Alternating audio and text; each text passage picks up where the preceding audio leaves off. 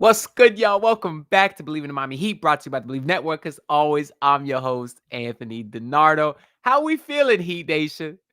Now, you know what? Don't answer that question. I'm not even gonna try to do any of the positive stuff today because actually earlier today, after the Heat lost to the New York Knicks for their sixth straight loss, if you're not aware, I was over on the Basement Sports Network live streaming, and I played my character Optimistic Ann over there, and we had a good time because after six straight losses, what can be said that hasn't already been said?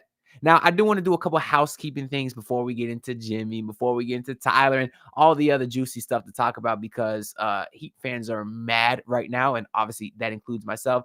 So a couple notes on the housekeeping stuff, right? Well, first, before you get mad at me for rambling, if you're watching this on YouTube or on a podcast audio platform, whichever any audio platform of your choice, timestamps are down below. So if you don't want to hear me ramble, then just skip ahead gladly. I do want to say I should be calling this Believe in Miami Heat live because for the first time, I'm actually trying something new where I am not only recording this podcast on my camera and on my GarageBand audio to, upload later and put on the YouTube channel, the video like I always do, but I'm also live streaming it right now on my YouTube channel.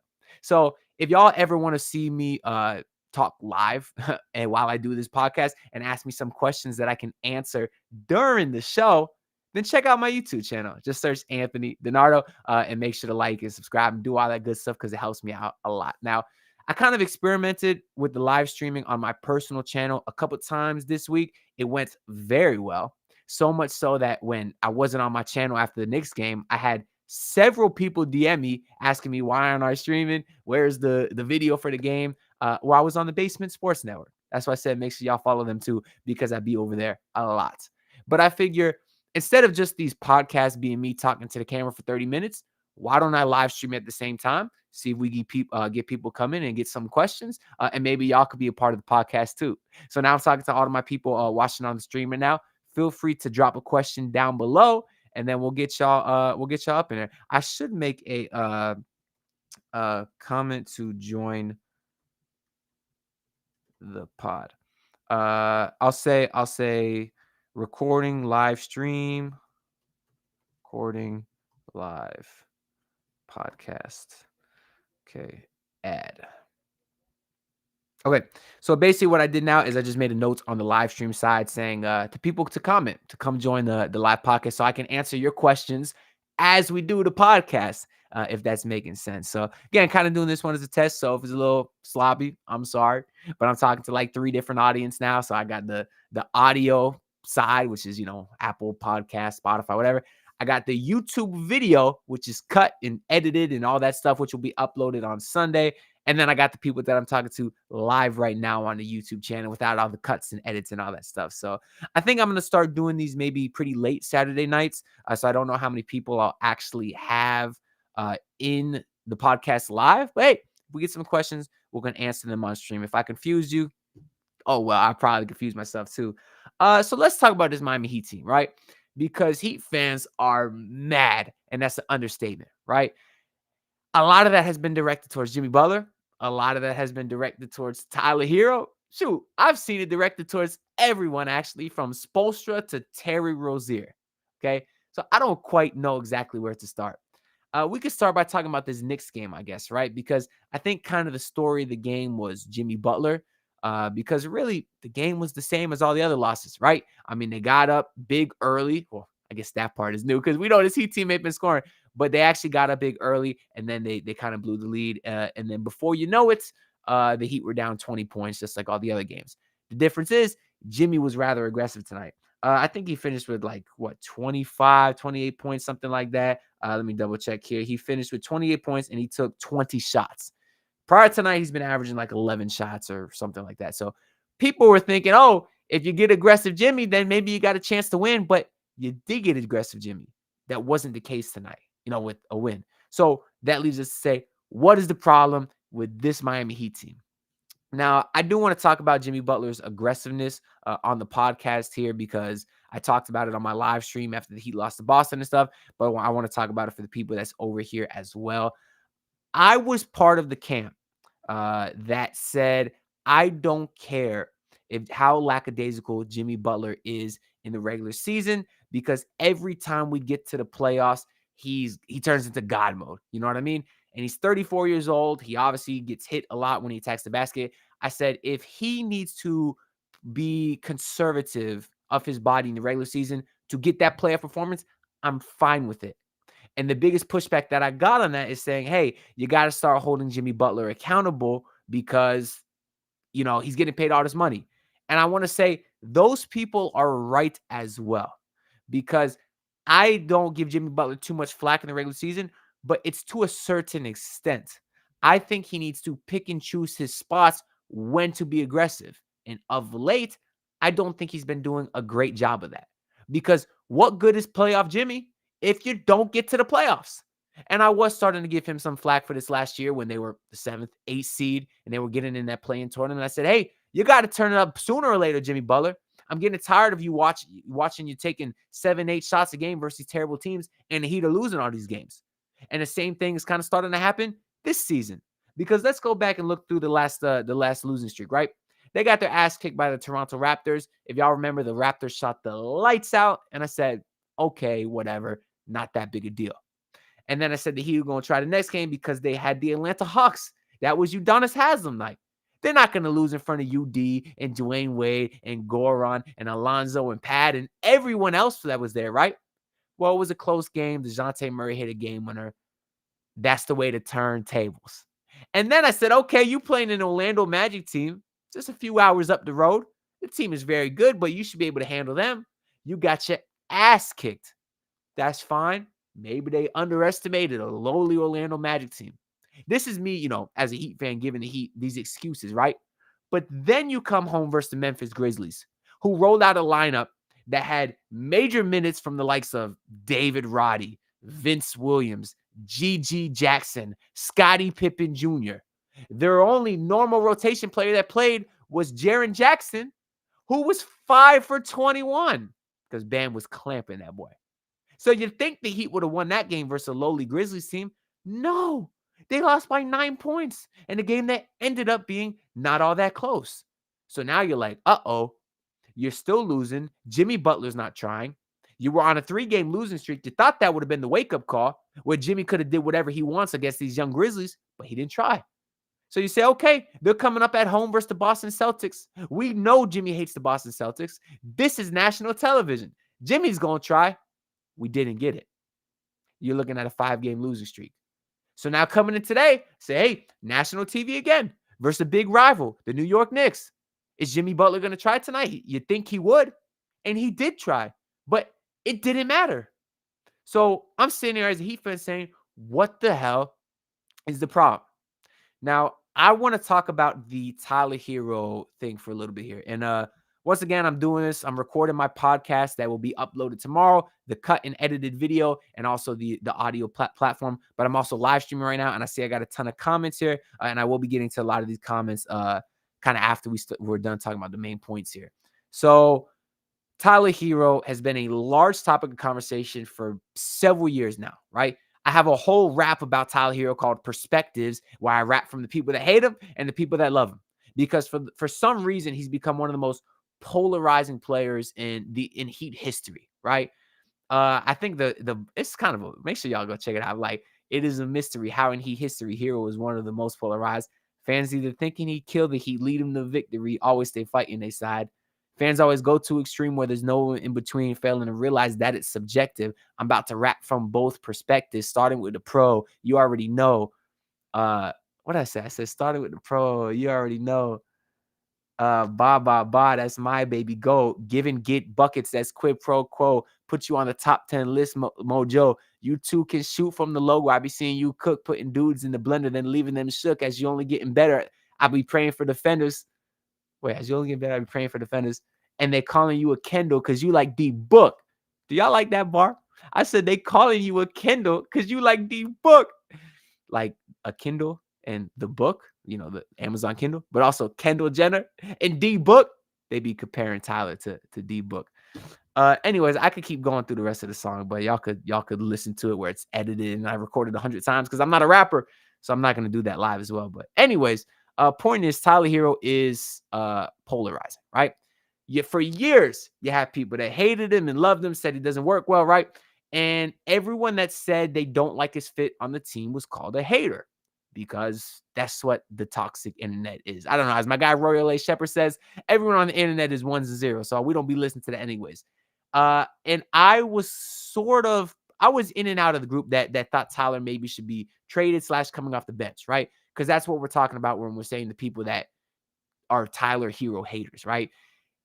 At first, I was kind of part of the group saying, I'll start with this. Coming into this season, I had a bold prediction Tyler Hero would be an all-star, right? And he started the season very well, right? I thought he was very efficient, and then he got hurt, and the team started winning games. And I kind of looked at that and said, hey, Tyler Hero was hurt in the finals last year. They made the finals without him. Tyler Hero was hurt this year. They couldn't stop winning games. That kind of begged the question to me of, hey, maybe he's not as important as I thought he was, right? Because a lot of people will talk about, oh, his fit on the court looks weird, this and that. But the facts are they made the finals without him. So at the very least, they don't need him. And that's something I started thinking about when I was talking about maybe wanting to trade Tyler Hero. Now, Tyler Hero is an amazing basketball player. I always got to say this so the Hero stands don't come after me. Tyler Hero is an amazing basketball player, very, very skilled offensively, right? But his fit on this particular team, I don't think works well. He's very isolation heavy. He's not great at defense, not a great lob threat, right? And we can see that there's not a ton of chemistry. He'll throw a lob to Bam every once in a while, which is more than we see from Jimmy and Bam, right? But I just don't think it works great, especially when you compare it to a guy like Duncan Robinson, who every time he's in the starting lineup, things look real smooth. And you know Duncan got chemistry with Jimmy and Bam. So if the Heat aren't going to trade Tyler Hero, I've always been part of the group that says, hey, you got to put him off the bench. But the way things have been looking, I'm not sure that Pat Riley would even be satisfied with that anymore. This is how we're going to find out if Pat Riley's still that killer, right? Because back in the day, Pat Riley didn't care about the young guys. He didn't care about the draft picks. He traded a young Lamar Odom and a young Caron Butler to get Shaq, right? And Pat Riley just saw them in person get dominated by the Celtics. He saw them in person get dominated by the Knicks. And that's not something that the old Pat Riley would just say, oh, okay, we'll keep going with this build. That's something that would have pissed him off and incentivized him to make some trades. Now, the trade deadline is February 8th. So there's still some time for Pat to realize that this core might be done. Now, to all the people that say, hey, Jimmy's the problem because he's lackadaisical. Bam's the problem because he can't make a mid-range jump shot no more. Tyler, I'm not putting all the blame on Tyler. Everything about those two other guys is correct. But if you're going to agree with me that this core of Jimmy, Bam, and Tyler has run its course and you need to trade one of them, I think it has to be Tyler Hero. Jimmy Butler has been too amazing, too much of a superstar in the playoffs. It's hard to replace a guy like that. I don't think you could ever trade him, right? Bam Adebayo is undoubtedly the best defender in the NBA, and he's a guy that we know can score 20 points a night. By process of elimination, the guy you got to move on from is Tyler Hero. Now, I understand that his trade value isn't as much as the other guys because it's not as good, but I just think that means that you got to trade him. Now, I guess I kind of want to talk a little bit about, before I get into how to fix this Heat team, I want to talk about how it seems like more and more people are starting to realize that maybe it's time to move on from Tyler Hero. And again, that's not me saying that Tyler Hero is the problem. I just think maybe it's time to move on from him because, like I said, you got to do something. And you can't trade the other two guys. As my guy Van Lee says in the comments here on the live stream, you can't trade Bam. Exactly. I've seen, let's talk about the Basement Sports Network, right? On Twitter, for a while, you've had a lot of guys tweet out from there the Heat record when Tyler Hero was a starter. And it's not very good, right? I'll look it up right now. Let's go to StatMuse. We're going to do this live and try to figure it out, right? So let's do Miami Heat's record with Hero as a starter. So the Miami Heat record with Tyler Hero as a starter is, boy, why did it say Myers Leonard's record with the Heat as a starter? I said Miami Heat record with Tyler Hero as a starter. This is on StatMuse, by the way. If anybody wants to have some fun and stuff, they have an excellent program. With is literally giving you it's Myers Leonard's record with the Miami Heat and I'm literally typing Miami Heat record with Tyler Hero starting. Let's try that. Usually it works pretty well. I thought I could do it live. Maybe not. If it's not gonna give it to me, I'm just gonna give you the estimate numbers off the top of my head that I know. Okay, here we go. So all time. Oh no, see, this just gives me the record with Tyler. All right, the stat muse is bugging now. I apologize that you have to listen to this live, but basically, I believe the Miami Heat are like one game under 500 in their entire lifespan of Tyler Hero's career when he starts. When you look at the numbers in the same time frame since Tyler was drafted of Duncan Robinson starting, they're pretty much well above 500.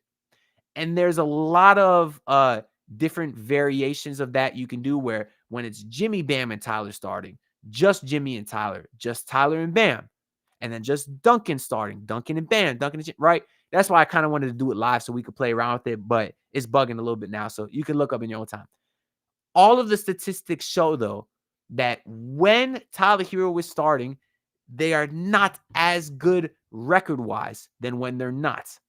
Now, for all the Hero stands, it's not as simple as that. You can't just look at a number and say, oh, they lose more when he plays. They lose less when Duncan starts, right? You can't, it's not that basic. It's basketball. There's a lot of variables, right? But the sample size is starting to become too big where it at least takes some consideration. This is something I said a few weeks ago when I made a Tyler Hero video and I talked about the stats then about the Heat have a losing record when he's a starter, and they've gotten worse since then. It's big enough a sample size where I think it might no longer be a coincidence. Yeah, even have people on Twitter that used to hate on the guys in the basement, like Kendall was saying this, Alex Shelton was saying this. They were hating on those guys for bringing up that stat. But now they're starting to agree with it. I even saw my guy, Brendan Tobin, who in my opinion is my favorite content creator, Miami sports analyst, right? And a lot of people watching this might know Brendan Tobin. He is like the best. He's the guy. He does the radio on 560 WQAM, right? Every weekday. And he has no haters. One of the most positive guys, right? On their last episode, they said that Eric Tobin said the same stat with Tyler Hero as a starter and Duncan Robinson as a starter. And Tobin said, I'm not going to say anything about it. I'm just going to give you the stats. And when a guy like Tobin is starting to notice the trend, one of the most positive guys is starting to notice the trend, how you don't win as much when you have Tyler Hero, it's hard to deny it anymore. Every day, you're starting to see less and less Heat fans, or you're starting to see less and less Hero fans stand up for him every day. It sucks. It sucks because I like Tyler Hero a lot. He seems like a very nice guy. From everything you heard, he works his ass off. But for whatever reason, it doesn't work well on this team. I don't know if it's because he's isolation heavy. I don't know if it's because the defense isn't great because Terry Rozier is isolation heavy. Not he hasn't been good so far, but if you trade Tyler, are you going to have the same problem with Terry? Duncan Robinson's defense is not great, but he works so well with the starting lineup. I don't know what it is. Maybe it's because Tyler Hero is not all that efficient. He'll have these games over 50%, but they're too few and far between. Maybe it's that. I don't know. But I think it's time to move on. Now, would this fix the Heat? I don't know. But my plan for the Miami Heat going forward is I would like to trade Tyler Hero this season before the February 8th trade deadline for a couple guys that I think fit better on this team, particularly a starting power forward and maybe someone that could play backup guard spot, right? A couple deals that could exist like that. And I'm going very general here because I would like to get a full video out about this where I actually break down the trades, go on the trade machine and play around with it. But maybe you trade Tyler for a package of Dorian Finney-Smith and Spencer Dinwiddie, two guys that aren't as good as Tyler Hero, but Dorian Finney-Smith would fit perfect at that starting four spot. He's a very versatile, switchy, great defender at that four spot and an excellent three-point shooter. He is almost sort of a PJ Tucker-esque type player, and we know how great PJ Tucker played that role here. In this kind of offense, You need a guy that can shoot threes in the corner because that's where you get your floor spacing for guys like Jimmy and Bam to drive. And then obviously Spencer Dinwiddie, he's the guy that could fill it up. He's having a pretty terrible season shooting the ball, but he has a large enough sample size throughout his career to show that he's an excellent player as well. I like a package like that. Now, whether we have to give a first, they give us a first, I don't know the details. I'm going to look around in the trade machine a little bit, but a package like that, I think it helped the Miami Heat because it fits better. Maybe a similar trade. You trade Tyler Hero to the Washington Wizards, another young team who might like his talents. I mean, then they'd have Jordan Poole and Tyler Hero on the same team. That could be awkward, but maybe you do something like that, and then we get back Kyle Kuzma and Tyus Jones. Kyle Kuzma is an excellent rebounder, excellent shooter from the 4 spot. Those are two things that would be perfect in this Heat starting lineup. And then you'd also get Tyus Jones, who is the epitome of a facilitating point guard. He's got like an assist to turnover ratio of like 5-1.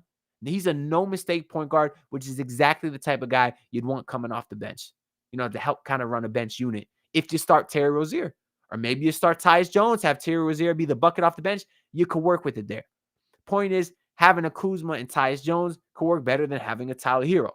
So those are just kind of two trades that I've been thinking about on the top of my head that I think might work better than just having Tyler Hero on the team, even though the guys they're getting aren't as good because they got to do something. Pat Riley's also talked a lot about he thinks builds really get like 5 years before you can really see it through. Well, this is year 5. Is he going to waste another year and wait till next year when Jimmy Butler's 35 to really make moves? I hope not, because I think Jimmy Butler has earned this for the organization to do everything in their power to get them to win right now, right? Got a few other comments here just about other stuff not related because that's kind of pretty much the 2 top topics that Heat fans have been wanting to talk about. Let me go through some of these comments here on the live stream. Once again, if you're on the audio side, make sure to check out the live stream sometimes if you're up late on a Saturday, because that's mostly when I'm going to do it. And if not, if you just want to see the video, we'll still come to the YouTube side. I'll have it uploaded and edited. And for everyone that's in the live stream right now, I know I've been looking up at the camera. Make sure y'all check out the actual video tomorrow too when I cut and edit it, and show a love, show some likes and stuff, because I want to try to run up those numbers as well. But we got my guy Dan the Film Gent. He said, "Yo, glad to see you streaming again, brother. I appreciate you, my guy." We got John Constantine saying, or Gene, would Miami be interested in doing a 10-day contract? I mean, who do you want with a 10-day contract? I haven't really looked at a list. I do know there's a lot of buyout guys that could be available that I've talked about, like Alec Burks, Doug McDermott. I like a lot. People were saying even Kelly Olynyk. I like Patty Mills as a potential buyout guy. The issue is with getting a buyout guy like Gordon Hayward is because of all these apron rules and the salary cap and stuff, the Miami Heat actually can't sign a buyout player if their current contract is over league average, which is like $12 million. Meaning if Gordon Hayward was to get bought out, the Heat can't sign him. Now, there's a couple small moves they could have made that would get them under that first apron that would allow them to do that. For example, they could cut Drew Smith, which I got no problem with. I'm not going to lie to you. They could also move on from like Thomas Bryant. They could do some sort of stuff like that. So right now they can't get Gordon Hayward, but if this Heat team makes some smaller moves lining up, let's say they don't acquire a player, but they make some smaller moves to shed salary, Gordon Hayward is the guy that I would keep an eye on here. Let's see what else we got here. Reading some of these comments here. Hero sucks from Jeff Heinzel. I'm telling you, more and more people are starting to get on that out here. I got my boy John. Shout out my boy John. Make sure y'all go check out his stuff. He be streaming video games and stuff too. That's my boy. We got another comment from Gene Constantine. I like that name, Gene Constantine. He says, "Ant, do you think our bench is too heavy?" That's a good question, because I kind of got annoyed when this is the first game the Heat have been fully healthy, right? Because you got K-Love back, you got Jaime Jaquez back. And Spoelstra said before the game something along the lines of, "This is the first time I've had all of our pieces." And he's like, "It could be a little bit of a challenge." I'm like, don't give me that BS, bro. Like, you say when everyone's hurt, you have enough, and now you got everyone back and you say it's going to be a challenge. Like, I don't think having too many guys is a challenge, although I get it from a rotation standpoint. It begs some questions, like Josh Richardson didn't play tonight. I feel like he's been playing fine. You know, people are hating on Jay Rich, but he's literally a minimum contract guy. He's been fine. But I didn't really like that from Spo. So to answer Gene Constantine's question, do you think the bench is too deep? I mean, I don't think too deep is a thing, but do they have some contracts that they can package and maybe trade to get someone better? Yeah, if it's available. But I think I'd rather start with trading Tyler and kind of building around Jimmy and Bam because I do think you can win around those two guys. I mean, you got to the finals last year with Jimmy and Bam, no Tyler, right? And it was a lot of the other role guys that had to step up as well. But I feel like, you know, you lost Gabe, you lost Strus, but you replaced it with Jaime Jaquez. Bam Adebayo looks more improved and more versatile. Caleb Martin is still on the team, at least for this year. You can make the argument this Heat team is better than last year's Heat team. And that includes Terry Rozier as well. Dan the Film Gen says, bring back Jamari Bouye because he shout out George from the basement. No. Where's that from? That's from that's from is that from My Wife and Kids? Yeah, y'all ever see My Wife and Kids? Where what's the dad's name too? I forget the Wayne's brother. He's like, no. Well, that's how I feel about Terry Rozier. That might be an obscure reference. Some names that Constantine brings up in the comments here. He says Al-Farouq Aminu. Shit, how old is Al-Farouq Aminu? I would have liked him 7-8 years ago because that good boy could play a little D and shoot the three, but I feel like he's been out of the league for a minute. He's only 33. Al-Farouq Aminu was only 33, but he has not been in the NBA for 3 seasons now. So obviously that's a bit concerning. But theoretically, what he provides, you know, stretch 4, I would have liked. He also mentions Nikola Mirotic, who's awesome, but he kind of went to Europe because he didn't want to play in the NBA. So I don't think he'd come back. And then Gene also mentions DeMarcus Cousins. DeMarcus Cousins is a guy that I've wanted for a very long time. He used to be one of my favorite players in the league when he was, you know, one of the most dominant. But there's a lot of teams that could use a guy like him. And if nobody has signed DeMarcus Cousins, if he's playing in Taiwan, which is not even like a higher level overseas place, something tells me that he's probably washed up a little bit too much. We also got Van Lee in the comments here saying, Jake Fisher, who had inside info on the Rozier trade, said Washington values Tyus Jones as the starter and Kuzma has 2 first-round picks. To me, though, if you got a guy like Jake Fisher revealing reports like from a team that, oh, we value so-and-so as this amount, that means they're trying to move those guys, and you're never going to actually say what you value them at. Meaning, if you value Kuzma as 2 first-round picks, you're probably hoping to get 1 for him. If you value Tyus Jones as getting a starter back, you might settle for a mid-starter to higher-level bench role player. I don't know. But Tyus Jones is on the last year of his contract, I believe, so it's like they don't have that much saying what they want for him. Kuzma a little more so because I believe he's getting paid a ton of money. Dan the Film Gen says, to be honest, I kind of don't want to give up on Thomas Bryant, and I want to give him more of a chance. It's obvious he doesn't fit what Spo runs on his team. Real quick on Thomas Bryant, because I don't think that many people care about him, quite frankly. People be hating on Thomas Bryant, right? He's a veteran player. He's fine for a veteran player. He's not a great defender. He's lost out there at times, but when he's out there, I feel like he hustles hard. He gets some dunks to energize the crowd, some putbacks. He's fine. He's way better than Cody Zeller and Dwayne Dedmon, which are the other veteran minimum bigs they've tried recently. I think he's fine. Levy Shaw is annoyed that the Heat missed out on Oubre and Lonnie Walker and Christian Wood because they wanted to wait for Dame. That's an interesting topic. Sometimes I wonder what this Heat roster would look like if Damian Lillard never asked out. Because I think you'd have Pat Riley, and you'd have Mickey Harrison and Scott Simon and everyone in the front office saying, hey, this Heat team just made the finals. It's important that we improve on this core and this roster so we can compete with the other teams in the East. I think that they would have noticed that because they're not idiots, right? I'd like to think so. I think they would have noticed that and said, hey, let's try to get some of these other guys. We like Oubre. We like Christian Wood, right? But then Damian Lillard asked out. But then Damian Lillard said, I want to go to the Heat. And because of Joe Cronin's bum ass, it dragged out the entire summer until all the key free agents were gone. A lot of trade pieces went elsewhere. And it was all too late by the time Dame went to Milwaukee. By the time Dame went to Milwaukee, all that was left was Josh Richardson and Thomas Bryant.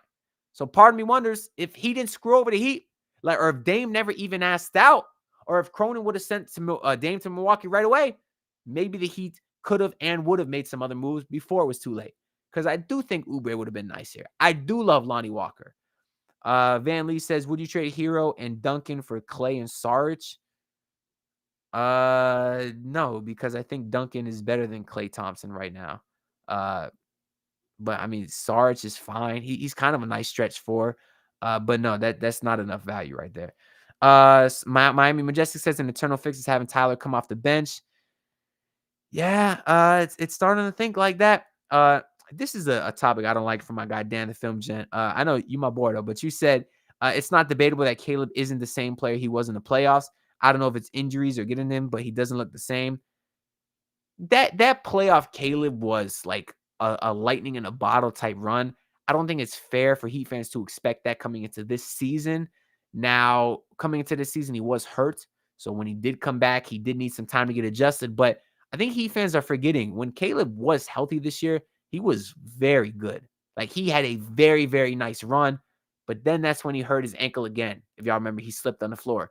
And since then, there's been a lot of inconsistency in the lineup. He's been in the starting lineup, 6-man, not playing, right? And I think that's been hard for him to actually get back to his game. So I think he's getting a lot of undeserved hate. There's a lot of people ready to write off Caleb Martin for like another 1-year rental of someone like a Tyus Jones.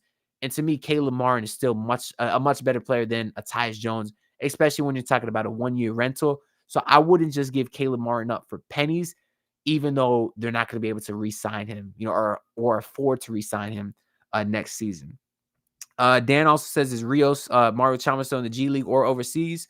Well, y'all know Mario Chalmers is my boy. Technically, he's the co-host on this podcast, even though we've done 2 episodes together. But my guy is very busy, obviously. So no shade towards him. He's awesome. Like he's legit one of the nicest dudes. But he played overseas a few different places. It's kind of hard for me to keep up because he's tried a few different ventures, but he's also working a lot like just on the business side and stuff. So he has a lot going on. And truthfully, at this point, I'm not sure if he's still trying to pursue the pro basketball career or just start working on other ventures in life. So I'm not entirely sure. What else we got here? We got my guy, Team to Beat Miami Heat. Shout out to my guy. Make sure y'all go subscribe to his channel on YouTube. He's doing his content creation thing as well. He says, do you think the Miami Heat need a marginal move like getting a Davion Mitchell and Trey Lyles, or do we need to trade Tyler for a Kuzma or a player of that caliber? Well, kind of earlier I said I would trade Tyler for a package like Kuzma and Trey Jones, but I would say that is a marginal move, right? I don't think Kyle Kuzma is some sort of a superstar or anything like that. The whole Davion Mitchell thing, which I've seen some Heat fans talking about, no. Davion Mitchell is shooting like under 30% from the field and like 18% from 3. And we know that the Miami Heat can't score as is. So they going to bring in Davion Mitchell? I think not. If they need a guy to play perimeter defense, they got Caleb Martin. They got Josh Richardson. Hell, bring back Marcus Garrett. Bring back Briante Weber. Because those 2 guys, they're about as good as Davion Mitchell. Now, no disrespect to Davion Mitchell, former lottery pick. I think even when like Marcus Garrett, Davion Mitchell was on JJ Redick's podcast. And Davion Mitchell even said that Marcus Garrett was the best defender that he ever played against. Right? So if they were going to sign that type of player, go get Marcus Garrett. But ideally, I would like to trade Tyler for someone like Dorian Finney-Smith or Kyle Kuzma or something like that. So I want to get into a couple of these other topics here so we can close out the pod pretty soon. Earlier this week, Paul Pierce said that UD's jersey retirements was given, not earned. I'm not going to discuss that because we all know that it's earned. We know what Udonis Haslam did. I'm not going to spend 30 minutes talking about the leading rebounder and the Dirk stopper and all that stuff. But obviously, we all hate Paul Pierce, right? And this is actually something I asked Mario Chalmers about too, because they're Kansas boys. And Rio said that Paul Pierce was his boy. So I was like, all right, I respect that. But I low-key respect what Paul Pierce's hate, right? Because when you look at how adamant he is about hating LeBron and hating the Miami Heat, it's commendable in a way. Like, I see clips on TikTok of Kevin Garnett and Paul Pierce, their podcast. One of the most annoying things ever, right? KG, everything he says, he's yelling, right? I kind of have that tendency too. I feel like I yell a lot. But everything KG says, he's yelling, right? But he was naming like players who have the most dogging them in the league. And KG was like, oh, Pat Bev and Jason Tatum and Jimmy Butler and LeBron. And as soon as KG said LeBron, Paul Pierce is like, whoa, whoa, whoa, whoa, whoa. I don't know if I want to go that far. So it's like every little thing he's petty about. And part of me respects that. That's all I wanted to say. Uh, I got some notes here about Miami getting their ass bust by Orlando. Shoot. I wrote a note here about DeJounte Murray. There was a report that like he might go to the Lakers, but the Lakers wanted to move on from D'Lo because they wanted an expiring contract. But this package was supposed to be centered around just like an expiring contract and a first. If that's the package for DeJounte Murray, I will be pissed because then it's confirmed that the only reason the Heat did not go after DeJounte Murray is because he gets paid more money for more years than Terry Rozier. Because obviously, DeJounte Murray is a way better player than Terry Rozier. And you got no questions on the defensive end, which right now, it got a lot with Scary Terry, who, yeah, it's been 3 games. I'm going to give him time to get better, but I will also acknowledge that he's been terrible, right? But I'll be interested to see when DeJounte Murray gets moved because I do think that he does. The other note I got here is Bam, Tyler, Jimmy, and Duncan were all finalists for Team USA. Don't care. I was also going to talk about the All-Star starters that came out because a lot of people were mad that Dame was in it and Brunson got snubbed. And again, I don't care. Like there's a big thing on Heat Twitter, during these, and I respect it. Everyone's like, oh, vote for Bam, and they got all these campaigns. Vote for Jimmy. The Heat put out these campaigns. And to be honest, as a fan, I could not care less. It was nice when Bam was young. I was into it. I voted every day. Get Bam in the All-Star game. But at this point, win a damn championship. We sitting here talking about All-Star games. Now, again, it's not really the players because we know Jimmy don't care about that, right? And also, as a fan, it's like, if Jimmy don't care about it, why am I going to care about it, right? Like, I just want to win a championship. Playing the All-Star game, don't play in the All-Star game, I could not care less, personally. Same goes for Team USA. A couple of the other topics I got here, some NBA topics. Well, Embiid scored 70. And then that same night, Towns had, I think, 62 and a loss, which is the most hilarious thing. There's going to be a lot of drama there because the coach did not hold back. I think the coach is Chris Finch. He did not hold back after that game. He said, oh, Towns was gunning for 70. Towns was not playing defense because Towns was benched. Imagine scoring 62 and getting benched. That's wild. Now, would I take Karl Anthony Towns on Miami Heat? I think so. I mean, he's so good, dog. You talking about a guy that can rebound and stretch the floor. He is elite, elite, elite in both of that. Now, I know I'm probably going to look at the comments here, and a lot of people are going to say that Jimmy Butler hates him, so you can't do it. And you would be right. So it'll never happen, but I could dream, right? But it's funny, too, because, like, a few days later, you had Booker score 62 in a loss. Then you also had Luka score 73. Somebody's going to break Kobe's 81, like, in our lifetime, and it will be sooner than later. And actually, I was thinking about this literally, like, 2 weeks ago. Who would be the guy to do it? And I said Luka. Like, I was just talking with the boys in the group chat, and I said Luka. Sure enough, a couple weeks later, the boy had 73. And that game almost went to overtime, too. He could have did it, dog, but someone's going to have it. So a lot of people are saying that it's a problem with the NBA right now. Like, no one's playing defense. I don't know. I think guys are playing defense, but scorers are just a lot better than they were 20 years ago, right? You've seen all the crazy things these guys do. You're seeing a 7-footer like Joel Embiid fade away, hit 3-pointers, 90% from the free throw line, right? And scorers is just better. And great offense will always be great defense. That's just kind of how I feel about it. You also had the Bucks who fired Adrian Griffin. Now, there's been a lot of writing on the walls earlier this year where Terry Stotts was quit like the first week because he didn't agree with the head coach. You had Bobby Portis and stuff talking about coaching after a couple of losses earlier this year. But at 30-13 to fire a coach is wild. I got to believe that's unheard of, which that's why it kind of sucks because obviously they probably had a lot of drama in the locker room. You would have hoped it would have translated to the win-loss column and they wouldn't be freaking number 2 in the East. But what are you going to do? I got my own team to worry about. I can't be worrying about the Bucks 30-13, right? The Heat going to bust that ass in the playoffs, though. Don't forget I said it. Let me check the rest of these comments. If ain't nothing else, I'm probably going to get out of here soon. We got Dan saying, why do we even talk about what he said? Why do we even need to talk about what that green shorts man says at this point? It's obvious he's salty about us. Dan, who you talking about? Green shorts, man. I don't really know what he's talking about. We got another comment from my guy One. He says Miami let go of the 3 guards that got them to the finals and kept the 1 guard in Tyler that was on the bench and street clothes. 3 guards. Well, I guess you're talking Strus really wasn't a guard, but I guess you're talking Strus, Gabe, and are you talking Depot? Is that who you talking about here? Unless I'm missing someone. I don't think so. Unless you're talking about Kyle Lowry.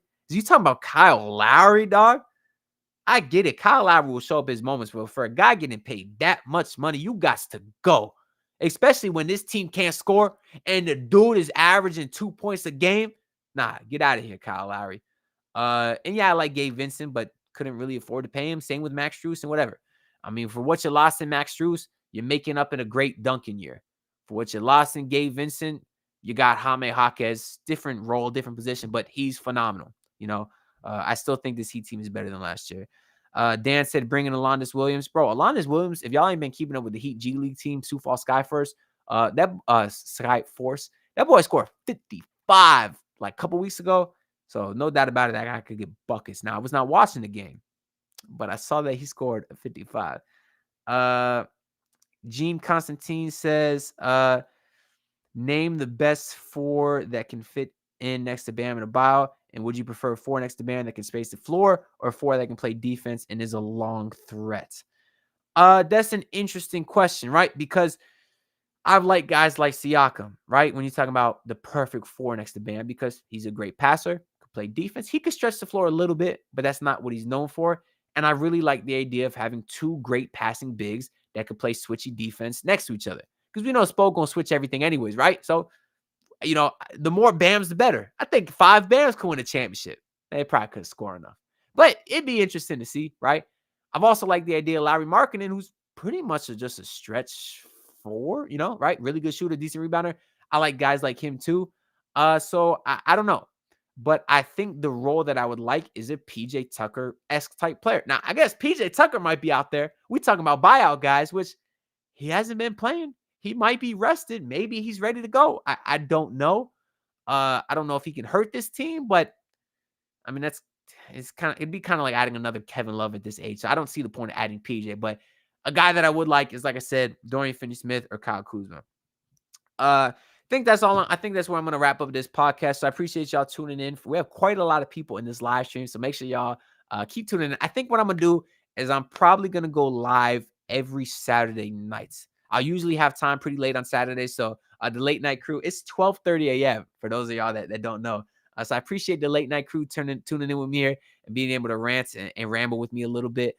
So I'll probably do the live streams like every Saturday night, and I'll have the audio recorded on Sunday and the actual video with the cut and the edits and the color boost all uploaded on Sunday as well.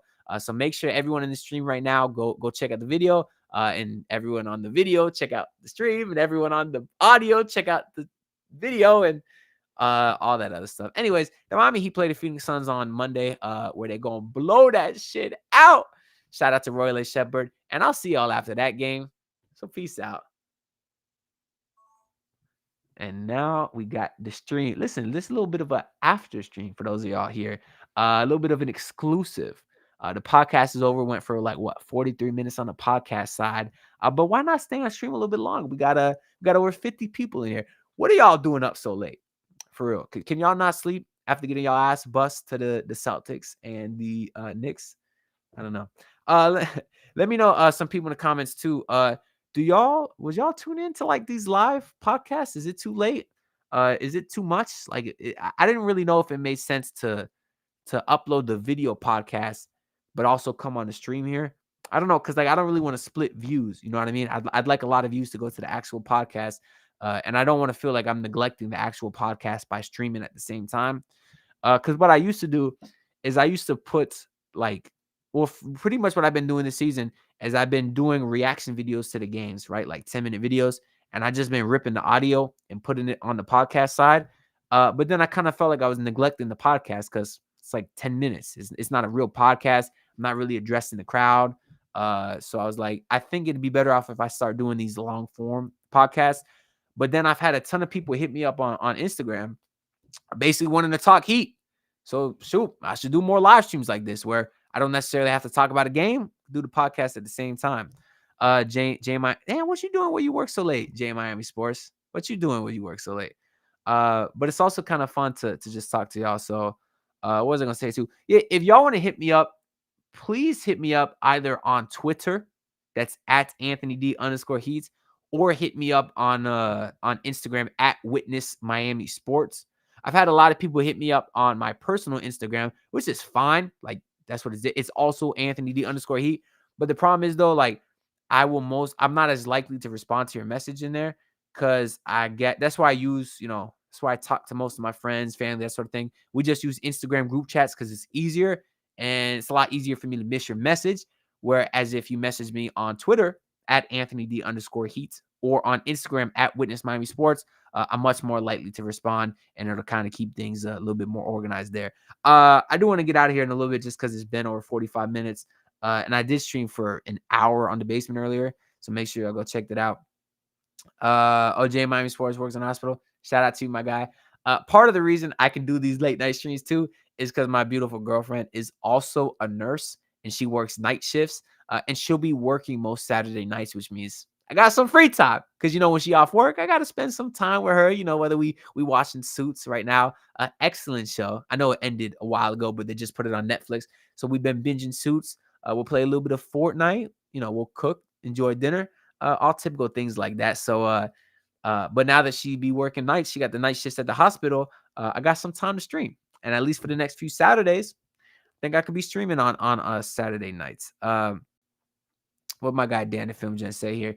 He said, "Well, for a PJ-esque player, remember someone named Darius Miles, whatever his name is, the dude from Auto Smoke? No, Knuckleheads. The dude from Knuckleheads. Is that who you talking about, Dan? Was he a stretch four? I thought Darius Miles was like a shooting guard, right?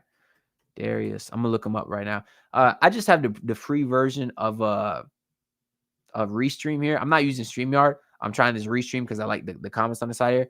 So I can't screen share or nothing. Otherwise, I would. But if y'all would like to help me pay for the advanced version of Restream, where I could get some of y'all on here too, feel free to leave a super chat because all the monetary donations are greatly appreciated. Because pretty much all the money I get, I invest back into this setup. Like I've been monetized on YouTube for a couple months now. All the money that I've got from YouTube has gone into this YouTube thing because this is the dream, right? Got a new laptop, got the MacBook Pro, I got the mic, I got the camera. I can't figure out how to connect the camera to the computer though. It works on my old laptop, but I can't get it to work on this one. I don't know why. But that's why when y'all heard me talking to the camera, I was looking up instead of looking here. But I'll try to figure it out one day.